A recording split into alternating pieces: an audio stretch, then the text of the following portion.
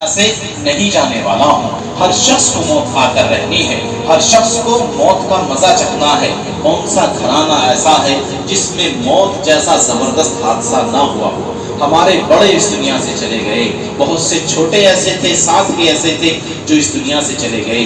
جب ہر شخص کو اس دنیا سے جانا ہے تو اس کی تیاری ہمیں کرنی ہے۔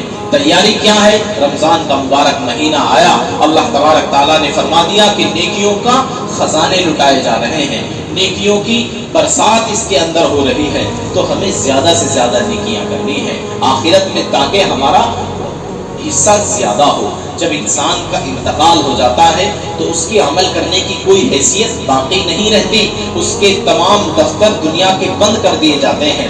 کوئی اعمال اس کا ایسا نہیں جو آخرت میں پہنچتا رہے۔ صرف 3 اعمال اس کے ایسے ہیں کہ وہ دنیا کے اندر اگر ان کو کر کر چلا گیا تو آخرت میں ان کا ثواب اس کو پہنچتا رہے گا۔ ہر شخص بہت غور سے ان 3 چیزوں کو سنے، اس لیے کہ ہر ایک شخص کو دنیا چھوڑ کر جانا ہے، اور ہم یہ 3 کام ضرور کر لیں تاکہ مرنے کے بعد ہمارا سلسلہ ثواب کا چلتا رہے۔ دنیا میں جب تک ہم عبادت کر رہے ہیں تو ثواب کا سلسلہ چل رہا ہے، جب موت آئے گی تو یہ رجسٹر بند ہو جائے گا۔ لیکن وہ 3 کام ایسے ہیں کہ ہمارے مرنے کے بعد بھی ان کا ثواب پہنچتا رہے گا۔ نمبر 1 صدقہ جاریہ ہے۔ صدقہ جاریہ، ہم مسجد میں کام چل رہا ہے، مسجد میں تعاون کر دیا، مدرسے میں تعاون کر دیا، اور اسی طرح سے غریب کی مدد کر دی، یہ صدقہ جاریہ کہلاتا ہے۔ ہم نے صدقہ جاریہ دے دیا تو یہ ایسا صدقہ ہے جو چلتا رہے گا، قیامت تک ہمیں اس کا ثواب پہنچتا رہے گا۔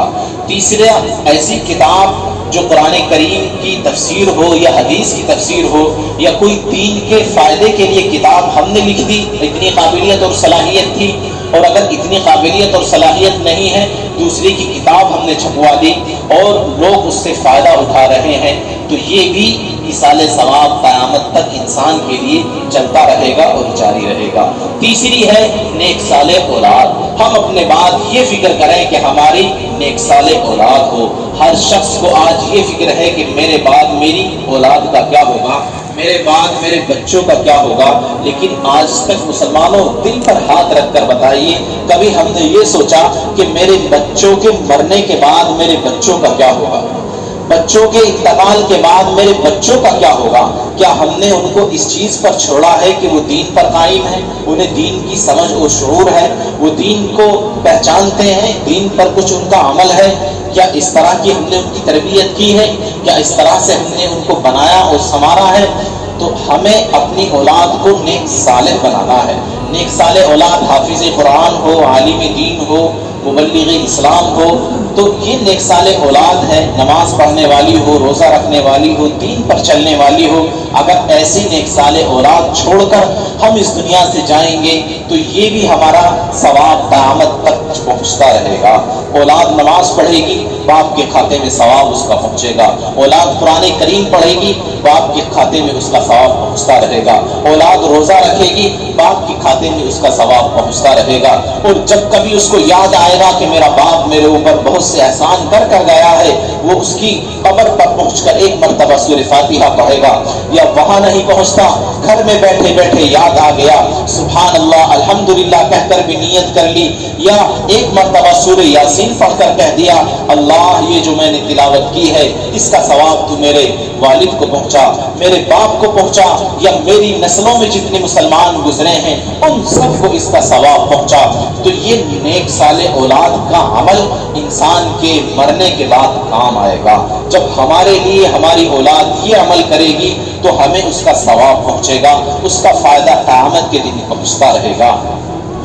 مرنے کے بعد انسان تمنا کرے گا کہ میرے لیے کوئی ایصال ثواب بھیج دے، میرے لیے کوئی قرآن کریم کا ختم کر دے، میرے لیے کوئی صدقہ جاریہ کر دے، جس سے کہ مجھے عذاب میں کچھ تخفیف ہو سکے، میرے اوپر کچھ رحمت اور برکت کی بارش اللہ تبارک تعالیٰ کی ہو سکے۔ حدیث کے اندر آتا ہے کہ زندگی میں ایک شخص سے ملاقات ہوئی اور اس نے سلام کیا اور سلام کرنے کے بعد سامنے والے نے خوش ہو کر جواب دیا۔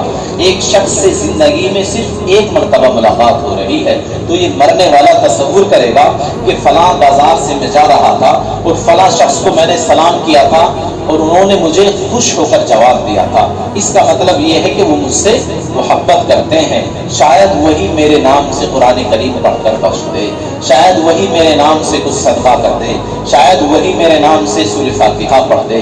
تو یہ اس شخص کا حال ہے جس سے زندگی میں صرف ایک بار ملاقات ہو رہی ہے۔ مسلمانوں، اپنی اولاد سے ہمیں مرنے کے بعد کتنی امید ہوگی، اپنے عزیزوں سے ہمیں مرنے کے بعد کتنی امید ہوگی، اپنے قریبی لوگوں سے ہمیں مرنے کے بعد کتنی امید ہوگی۔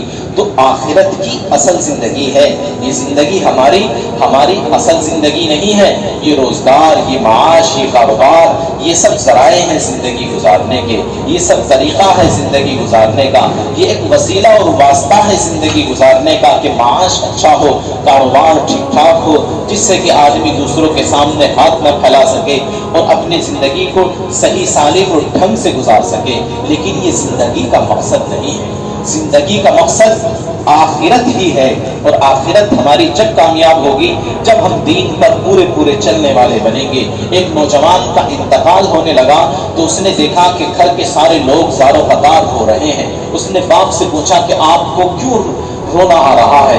باپ نے کہا کہ میری جوان اولاد جا رہی ہے، میرا بڑھاپے کا سہارا جا رہا ہے، اس لیے میں رو رہا ہوں۔ اس نے اپنی بیوی سے پوچھا کہ تو کیوں رو رہی ہے؟ اس نے کہا کہ میرا اور تمہارا بڑھاپے تک کا ساتھ تھا اور اب تم بیچ سفر میں اس کو مجھے چھوڑ کر جا رہے ہو، میں کس طرح سے اپنی زندگی بسر کروں گی، مجھے اس لیے رونا آ رہا ہے۔ اپنے بچوں سے اس نے پوچھا کہ میرے بیٹوں، میرے بچوں، تم کیوں رو رہے ہو؟ وہ بچوں نے کہا کہ آپ ہمارا سہارا تھے، آپ ہمارا زندگی گزارنے کا واسطہ تھے، آپ ہمارے لیے معاش کا اور زندگی گزارنے کا ایک طریقہ تھے، اور آپ ہمارے لیے کاروبار کرتے، پیسہ کما کر لاتے، ہم زندگی کو اپنی کو سیٹل کرتے اور اچھی زندگی اور جوانی گزار کر جاتے۔